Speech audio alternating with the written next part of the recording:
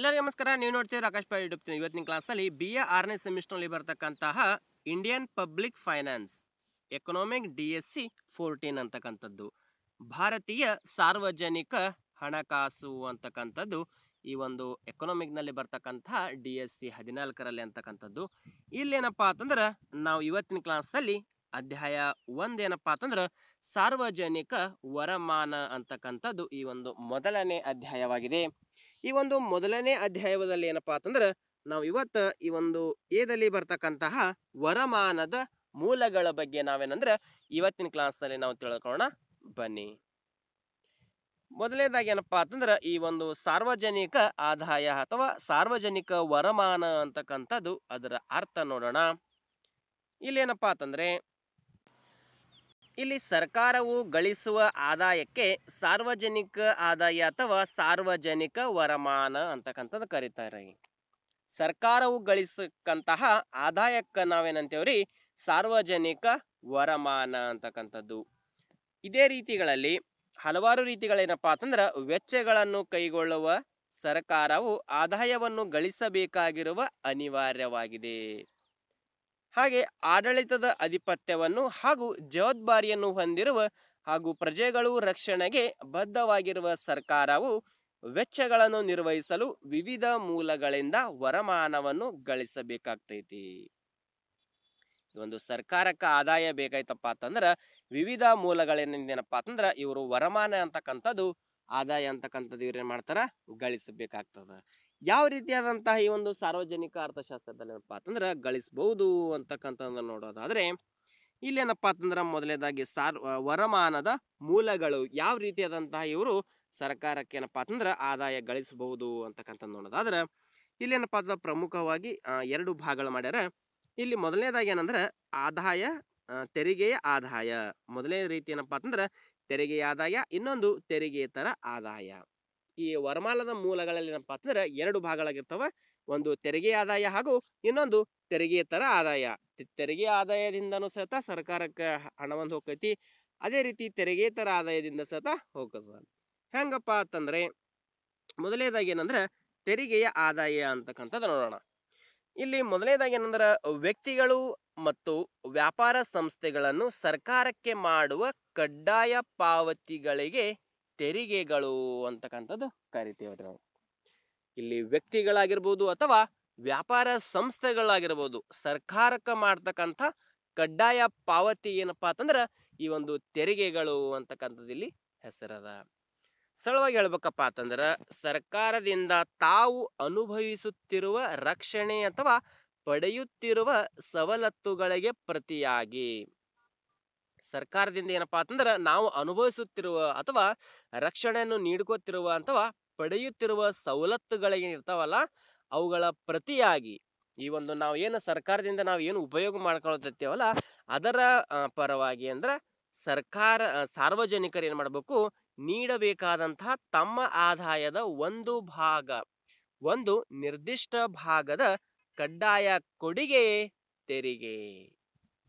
ಇಲ್ಲಿ ಸರ್ಕಾರ ಏನಪ್ಪಾ ಅಂತಂದ್ರೆ ಸರ್ಕಾರದಿಂದ ನಾವೇನು ತಗೊಳ್ತೇವಲ್ಲ ಅದರ ಆದಾಯದಿಂದ ಆ ಒಂದು ಸಾರ್ವಜನಿಕರು ಆ ಸರ್ಕಾರಕ್ಕೆ ನೀಡಬೇಕಾಗಿರ್ತಕ್ಕಂತಹ ತಮ್ಮ ಆದಾಯದಲ್ಲಿರ್ತಕ್ಕಂಥ ಒಂದು ನಿರ್ದಿಷ್ಟ ಭಾಗದ ಕಡ್ಡಾಯ ಕೊಡುಗೆಗೆ ನಾವೇನಂತೇವ್ರಿ ತೆರಿಗೆಯ ಆದಾಯ ಅಂತಕ್ಕಂಥದ್ದು ಕರಿತೇವೆ.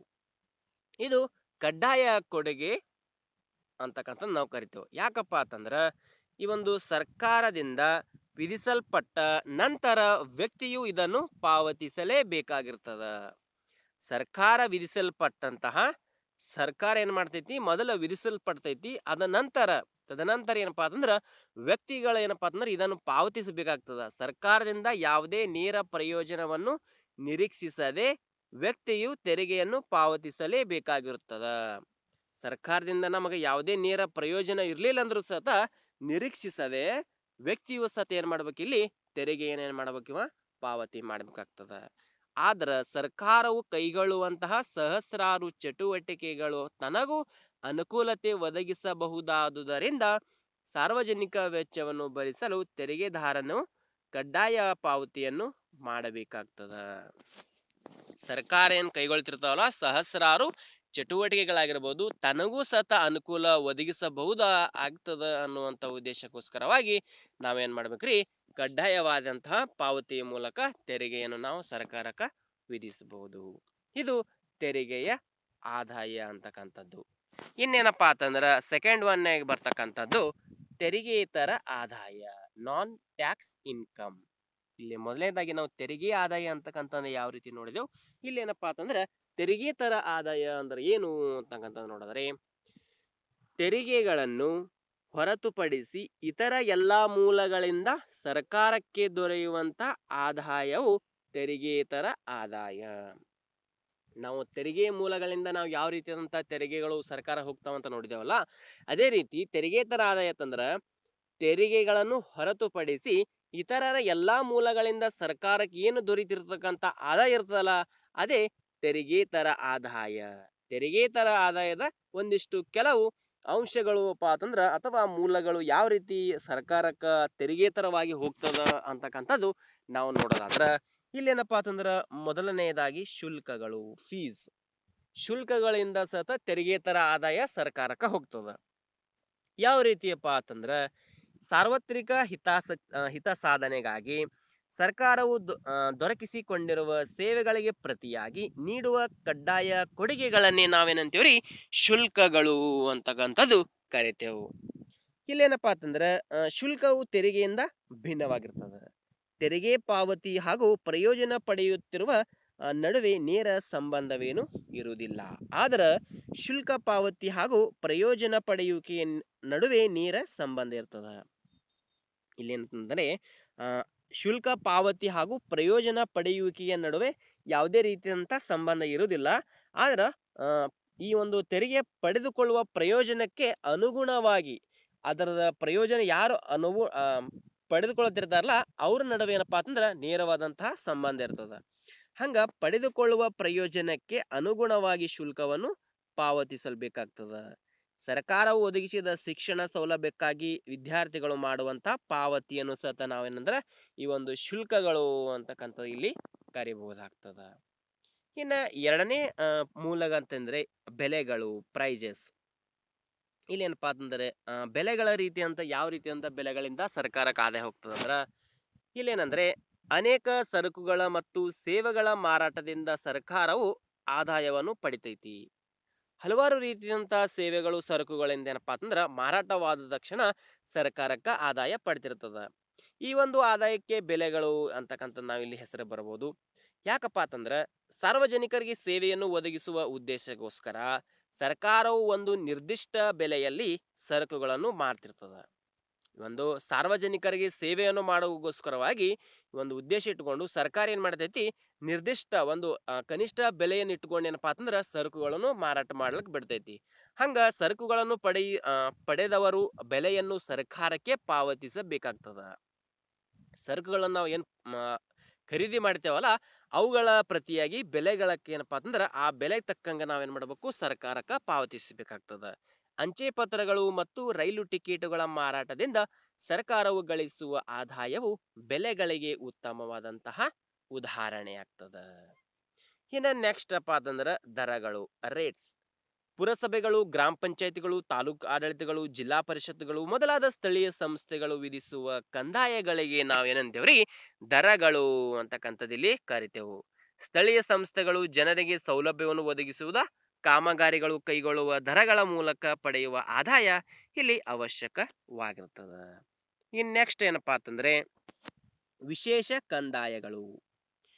ಇಲ್ಲೇನಂದ್ರ ಸರ್ಕಾರವು ಕೈಗೊಂಡಂತ ಕಾಮಗಾರಿಗಳಿಂದ ಸೌಲಭ್ಯಗಳನ್ನು ಪಡೆಯುವ ಕೆಲವೇ ಜನರು ಪಾವತಿಸುವ ಕರವನ್ನು ವಿಶೇಷ ಕಂದಾಯ ಎಂದು ಕರೆತಕ್ಕಂಥದ್ದು.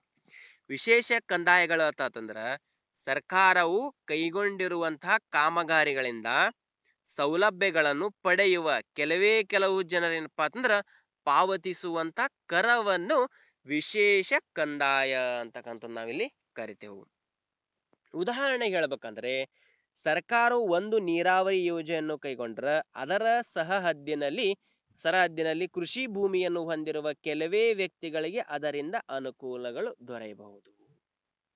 ಉದಾಹರಣೆಗೆ ಹೇಳ್ಬೇಕಪ್ಪ ಅಂತಂದ್ರ ಸರ್ಕಾರ ಏನಪ್ಪಾ ಅಂತಂದ್ರ ನೀರಾವರಿ ಯೋಜನೆ ಅಂತಕ್ಕಂಥ ಒಂದು ಜಾರಿ ತರ್ತದ.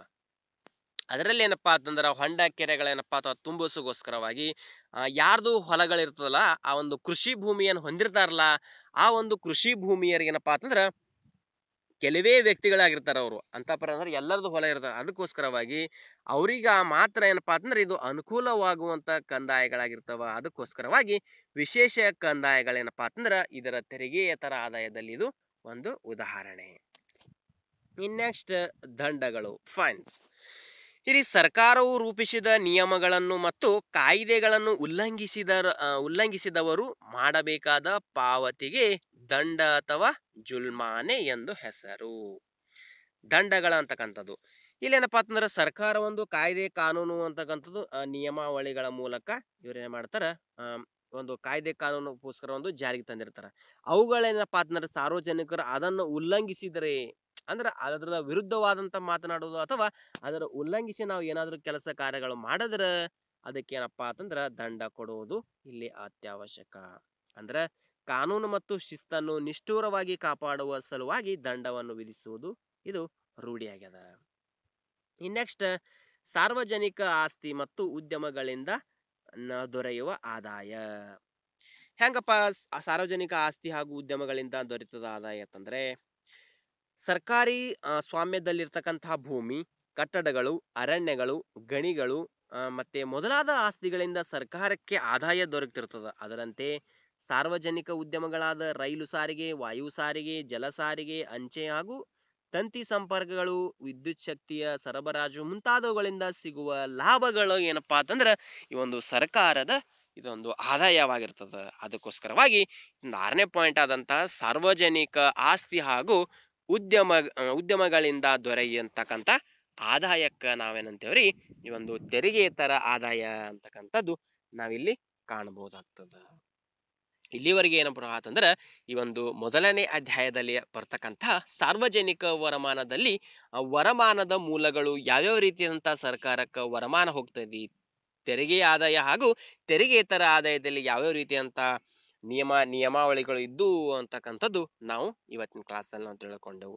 ಈ ನೆಕ್ಸ್ಟ್ ಕ್ಲಾಸ್ನಲ್ಲಿ ಏನಪ್ಪಾ ಅಂತಂದ್ರೆ ಇದರ ಮುಂದುವರೆದ ಭಾಗವನ್ನು ನಾವು ತಿಳಿದುಕೊಳ್ಳೋಣ. ಇಷ್ಟೇನಪ್ಪಾ ಅಂತಂದ್ರೆ ಇವತ್ತಿನ ಕ್ಲಾಸಲ್ಲಿ ಇರ್ತಕ್ಕಂಥ ಮಾಹಿತಿ.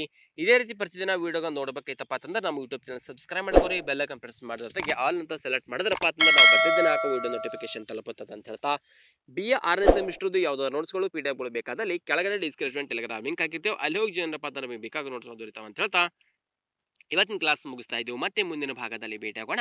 ಧನ್ಯವಾದಗಳು.